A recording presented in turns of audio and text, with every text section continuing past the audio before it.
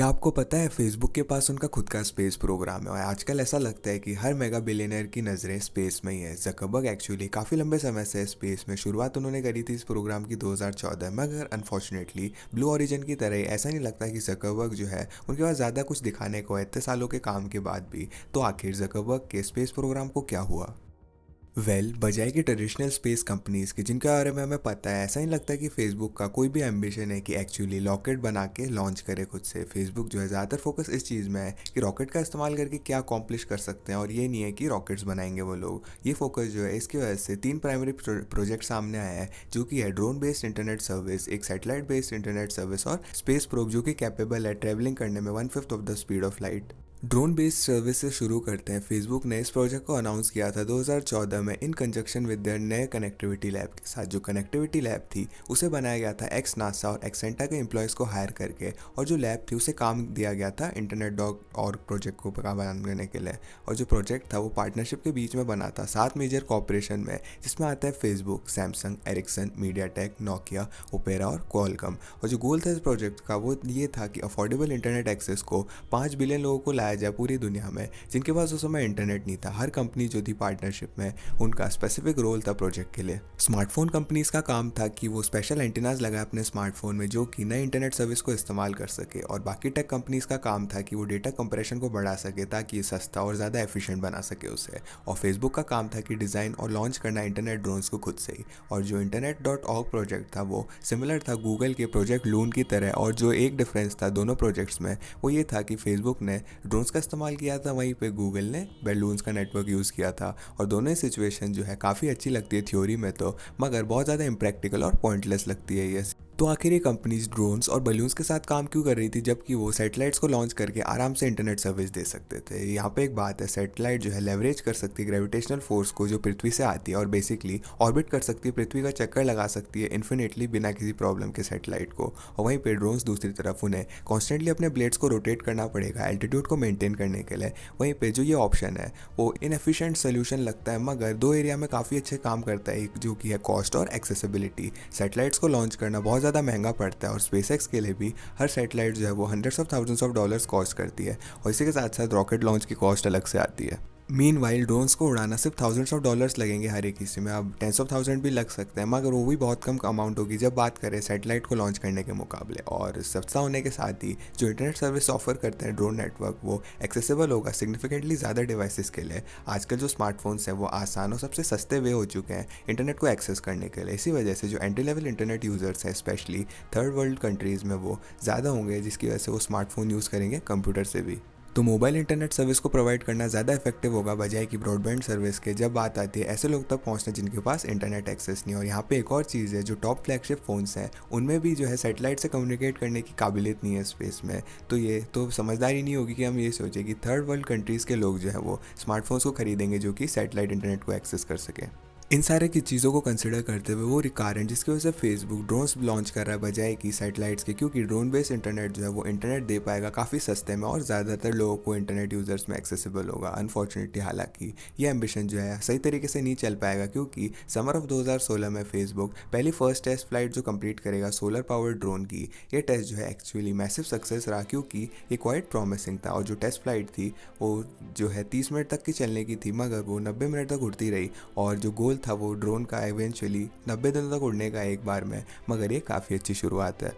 मगर ये चीज़ लैंडिंग के लिए भी नहीं कही जा सकती, क्योंकि एक स्ट्रॉन्ग जो है हवा का झोंका वो उसने सॉफ्टवेयर इशूज़ के साथ मिलके विंग्स को जो है वो ग्राउंड में घिसवा दिया, और 20 फुट का सेक्शन जो है टूट गया उसका। और फेसबुक जो है वो इस मिस्टेक को सुधार तो चुका था सेकंड टेस्ट फ्लाइट में, जिसने लैंडिंग भी काफ़ी कमाल की करी थी, मगर किसी रीज़न की वजह से फेसबुक ने डिसाइड किया कि ड्रोन को कम्प्लीटली बंद कर देंगे, और अपनी मैन्युफैक्चरिंग प्लांट को भी 2018 में उन्होंने बंद कर दिया। इसका मतलब ये नहीं था कि फेसबुक जो है उन्होंने ड्रोन बेस्ड इंटरनेट पर गिव अप कर दिया था, हालांकि उन्होंने खुद के ड्रोन्स को बनाना बंद कर दिया था। बजाय इसके उन्होंने एयरबस के साथ पार्टनरशिप करी नवंबर 2017 में, और उसके बाद से हमने कुछ टेस्ट फ्लाइट्स के बारे में सुना तो है, मगर उसके अलावा यहाँ पे कोई भी ज़्यादा अपडेट्स नहीं आई प्रोग्रेस की। और मैं एज्यूम करता हूँ कि ये कंपनी जो है वो ड्रोन को परफेक्ट कर रही है और चीज़ों को अच्छा बना रही है, तो हो सकता है अगर हम बीटा रोल आउट जो है अगले कुछ सालों में देखेंगे। आगे बढ़ते हुए हमारे पास फेसबुक के प्लान है सैटेलाइट इंटरनेट को लेकर के, और ये सेक्टर्स को ऐसे भी कोई एक्सप्लेनेशन की ज़रूरत नहीं है। सैटेलाइट इंटरनेट के साथ ही फेसबुक देख रहा है कि प्रोवाइड करे ब्रॉडबैंड इंटरनेट सर्विस को, सेकंड टियर इंटरनेट यूजर्स को। ये लोग जो है इनके पास पहले से ब्रॉडबैंड इंटरनेट या फिर एटलीस्ट मोबाइल इंटरनेट तो होगा ही,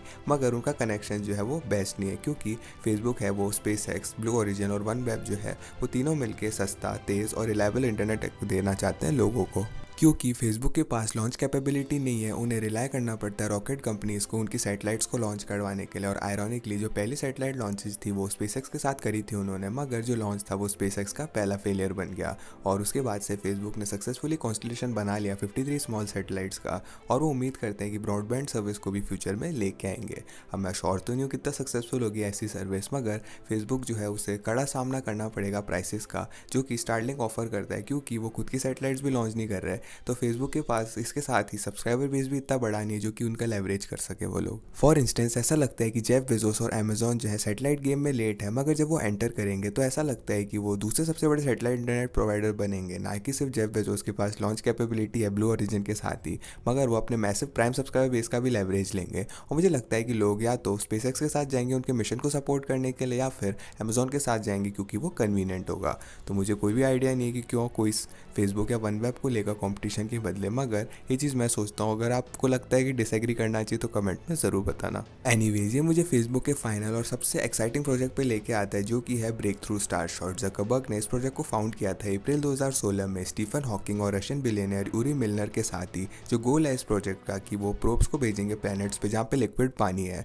और प्लैनेट्स जो है लिक्विड पानी के साथ ऑफ्टन गोल्डीलॉक्स जोन प्लैनेट्स कहा जाता है उन्हें, क्योंकि ये फैक्ट क्योंकि वहाँ पे लिक्विड है पानी का, तो वो प्लैनेट इसकी वजह से ज़्यादा ना तो ठंडा होगा ना फिर गर्म होगा। और ज़करबर्ग के मुताबिक जो प्लैनेट्स है जिनमें लिक्विड वाटर नहीं है वो यूज़फुल नहीं है किसी भी तरह से इंसानों के रहने के लिए। उन्होंने पहले लिखा था कि मार्स में पानी नहीं है तो बहुत ज़्यादा मुश्किल होगा वहाँ पे रहने के लिए। इलॉन मस्क और उनके फैंस हालांकि डिसएग्री करेंगे इस चीज़ से, मगर ये चीज़ तो सच है कि मार्स को टेराफॉर्म करने में और पृथ्वी के जैसा प्लैनेट बनाने में हज़ारों और हज़ारों साल लग जाएंगे। और ज़करबर्ग क्लेम करते हैं कि पॉसिबल है कि जो क्लोजेस्ट प्लैनेट है ह्यूमंस के जहाँ पे रह सकते हैं वो लोग, वो अल्फा सेंचुरी को ऑर्बिट कर रहा है, और वो एक ही तरीका इस चीज़ को जानने के लिए कि वो हैबिटेबल है या नहीं है, वो ये देखना कि उस प्लैनेट की फोटोग्राफ लेके जो कि इस प्रोजेक्ट को करना है। और ये प्रॉब्लम है इस आइडिया के साथ कि अल्फा सेंचुरी जो है वो 4.3 लाइट ईयर्स अवे है, या फिर 25 ट्रिलियन माइल्स दूर। अगर हम सबसे तेज़ स्पेसक्राफ्ट भी यूज़ करें जो हमारे पास आज है तो उसमें 30,000 साल लग जाएंगे अब मार्क ज़करबर्ग के मुताबिक। मगर सबसे मेन रीज़न है ऐसे लंबे ट्रैवल का जो है वो स्पेसक्राफ्ट का मास काफ़ी बड़ा होता है। न्यूटन का बेसिक सेकंड लॉ कहता है कि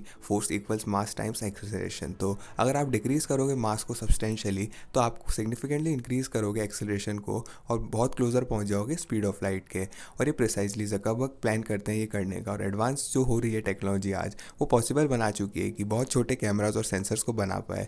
और ज़करबर्ग जो है वो नैनो प्रोब्स बनाना चाहते हैं जिन्हें नैनोक्राफ्ट कहते हैं। जैसा कि नाम सजेस्ट करता है एक नैनो प्रोब एक ऑप्टिकल डिवाइस है जो कि छोटे से छोटा यानी कि 100 नैनोमीटर की लेंथ को भी मेजर कर सकता है। इसको पर्सपेक्टिव में लाने के लिए आप 100 मिलियन नैनो प्रोब्स को फिट कर सकते हो एक सिंगल स्क्वायर मिलीमीटर में। और ये अनलाइकली है कि ज़करबर्ग का नैनोक्राफ्ट इतना छोटा होगा, मगर ये आपको रेफरेंस दे जाता है कि कितने छोटे होते हैं नैनो प्रोब्स। और क्योंकि एक्सट्रीमली स्मॉल होते हैं ऐसे डिवाइसेस का मास भी कम होता है, तो ज़करबर्ग जो है वो ऐसा लॉन्च करने की उम्मीद कर रहे हैं कि लेज़र बीम से लॉन्च करेंगे प्रोब्स को 1/5 of the speed of light में। ये चीज़ अभी भी सेम है about 134 million miles per hour के या फिर 60 मिलियन मीटर्स पर सेकंड के। और इतने स्पीड में भी ये जो है बहुत ज़्यादा समय लेगी अल्फा सेंचुरी में पहुंचने के लिए। और ज़करबर्ग एक्सपेक्ट करते हैं कि उनका नैनोक्राफ्ट जो है अल्फा सेंचुरी में अगले 20 सालों में पहुंच जाएगा लॉन्च के बाद। और जब वहाँ पे पहुंच जाएगा तो नैनोक्राफ्ट जो है वो किसी भी तरह के साइन को आइडेंटिफाई कर लेगा लिक्विड वाटर के और एक्स्ट्रा टेरेस्ट्रियल लाइफ के उस प्लेनेट में। दिन के आखिर में इसमें कोई भी सवाल नहीं है कि स्पेस अगला बड़ा वेन्यू होने वाला ग्रोथ का, तो इसमें कोई सरप्राइजिंग नहीं है कि बिलियनर जो है वो स्पेस में भीड़ लगा रहे हैं। तो अभी तक ज़करबर्ग जो है काम कर रहे हैं एयरबस के साथ चीप मोबाइल इंटरनेट डिप्लॉय करने में पूरी दुनिया में, और रॉकेट कंपनीज के साथ काम कर रहे हैं चीप ब्रॉडबैंड इंटरनेट को डिप्लॉय करने में। और इसी के साथ साथ ज़करबर्ग जो है डिटरमाइंड है कि वो क्लोजर साइंस को देखेंगे लिक्विड वाटर के और एलियन लाइफ के उनके नैनोक्राफ्ट के बाद। हालांकि इन प्रोजेक्ट्स में आने वाली दिक्कतों के साथ ही ज़करबर्ग ने कंटिन्यू किया आगे बढ़ना, मगर सिर्फ समय बता पाएगा कौन से इनमें से अंडरवेयर्स या फिर कोई भी अंडरवेयर काम भी करेगा ऐसा कुछ, या कोई बड़ी चीज़ भी बनाएगा या नहीं। क्या आपको लगता है ज़करबर्ग के पास कोई असली चांस है? कमेंट करके ज़रूर बताना। साथ साथ इस वीडियो को लाइक कीजिएगा अगर आप ग्रोइंग इंटरेस्ट देख के खुश हो रहे हो स्पेस इंडस्ट्री में। साथ साथ हमारे डिस्कॉर्ड कम्युनिटी को चेकआउट कीजिएगा फ्यूचर वीडियो आइडियाज़ देने के लिए, और चैनल को सब्सक्राइब कीजिएगा बाकी क्वेश्चन लॉजिकली आंसर देखने के लिए। मैं था चिरंजीव, मैं मिलता हूँ आपसे अगली वीडियो में।